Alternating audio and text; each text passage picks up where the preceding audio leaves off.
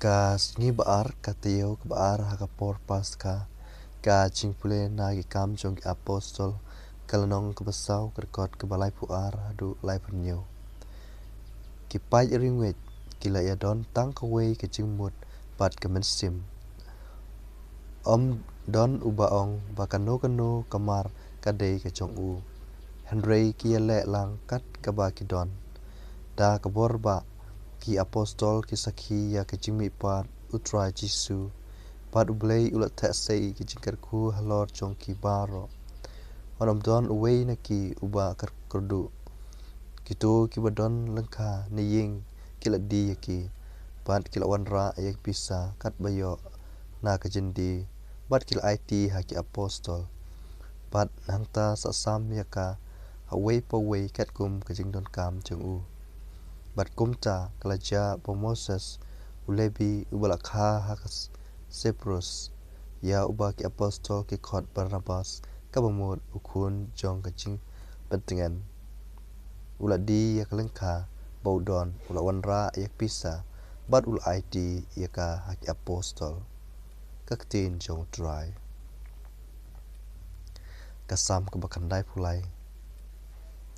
kajubab utrai ulong sim ukdup da kapurom sim Alleluia Alleluia utrai sunsyar ukdup da jinglong sim utrai ukdup bar penpo da kadabor ya kapertei la penskem treng kan omki ya kaket jongme la seng naduh handai kulong hadu pemjukut utrai melong kyrhai jongme ko trai ki pemjukut bat ke ying jongme ka bakhoj junom la junom Alleluia Alleluia ya kun briu dei ban kantiu baroh ubanget ya uyo ya kecingim pemjukut Alleluia Alleluia ka jingpule na gospel bakoj katkum uyonis Lynnong ke balai kot nyeu hadu katsau deiba on da khabyang yapi na jrong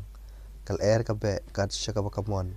pio sngew yak jingsawa jongka Henry pimtip na kawan na sha kaleng kalong kumju yoto uba baroh ubalakha na mynsiem kumno kane kala banlong lakali unikodemus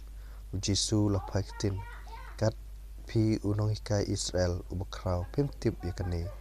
shisha ngaong pi ngikren yakaba ngitip ban ngila yalap yakaba ngila yoi penban pimpliang yaka sakhi chunga lada pimnget yanga habang yatu shapang ki jong kane perthei kumno pinget haba yakren hapi shapang ki ki bejong kebeneng ompat judon ubalik kiu shapneng laitang ukun priu ubalak wan hier na beneng kumbau Moses ulakan tiu yo Lynnong hari kenja kumtaru ya ukun briu dewan kentiu pat baroh ubanget hau unyo ya kecingim pemjukut ka gospel jong utrai kecingero ya me Khrist